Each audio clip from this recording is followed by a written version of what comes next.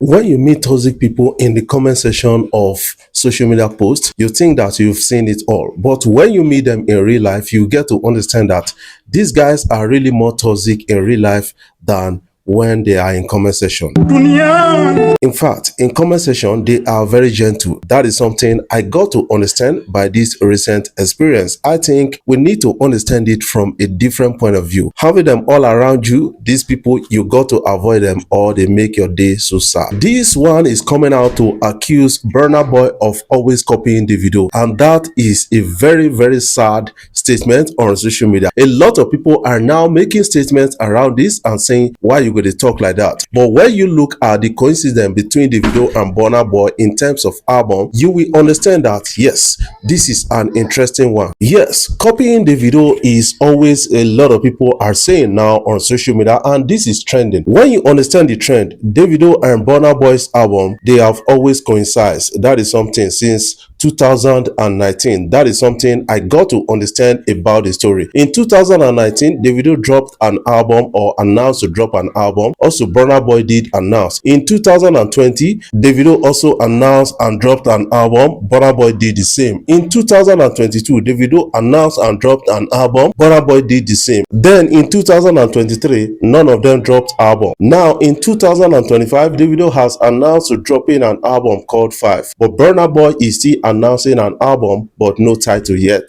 Burna Boy is still announcing an album just like Davido, and a lot of people are saying, why always copying Davido? But I feel that this is really a coincidence. That is something I feel, and nobody is copying anybody. That is my own observation about all of this. But I want you to put in the comment section what you feel about all of this. Today is the Grammy Award night. Who is going home with the African category? That is the question I need to concern myself in, because I'm an African. They created a single category for Africans. Who is going home with the African category? We have the best global album and we have the best African music performance. That is one thing that is trending now on social media. But in that category, we have an American, that is a person of Chris Brown, having a feature with Davido and Luigi in that category. Who do you think is going home with that particular category? And a lot of people are now rooting for a person of Tems in this whole thing. Do you think Tems has what it takes to go home with a Grammy Awards? I want you to put that in the comment section. According to Billboard prediction, they said that Tems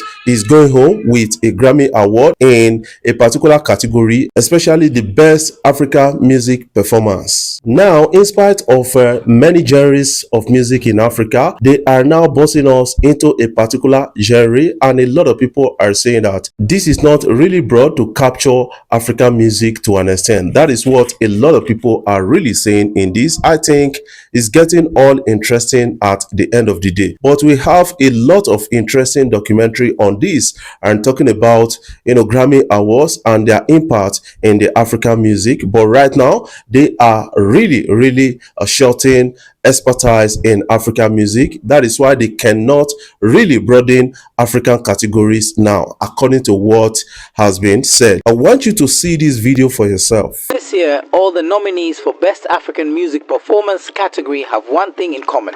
They are all Nigerian except for American artist Chris Brown. The list features Yemi Alade, Wizkid, Ashake, Burna Boy, Lil J, Davido, and Tems, who is also nominated in R&B and Best Global Album categories. Rema has also been nominated for his album in the Best Global Album category. However, the problem, critics say, is that there's only one category for African music, which inevitably locks out the different genres on the continent. Believe me, I know how many subgenres of music fit into that category. But until we get enough experience and voting members that can evaluate all the different nuances of the different genres, then we have to put it in that category. And as that category grows and we get more submissions and more voters and more experts, then we can diversify the category and celebrate more genres within that one main genre.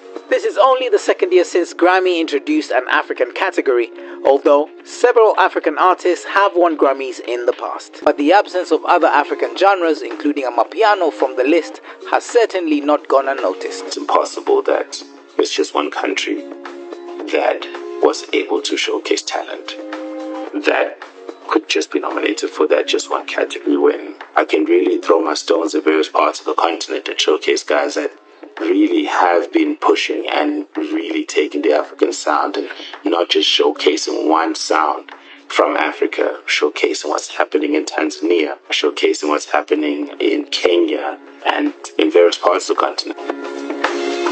Amapiano is one of the fastest growing music genres globally.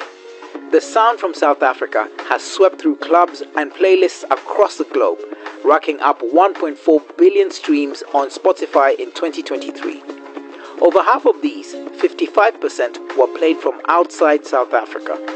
Afrobeats had over 15 billion streams. There's still a lot of work. What can you make out of this? What is your own observation about this? I want you to put that in the comment section so that you can have a take on what you feel so far. Yemi Alade is so excited of getting a Grammy nomination and just recently posted her Grammy nomination tag. That is actually interesting right now. A lot of people are saying she is basking in the euphoria. What is your own collective observation about this year's Grammy? And a lot of people are gearing up for the Grammy, rooting for their favorite artist and saying that the likes of Thames, the likes of Davido, they are going home with a Grammy awards, while some people are now rooting for the likes of Burna Boy.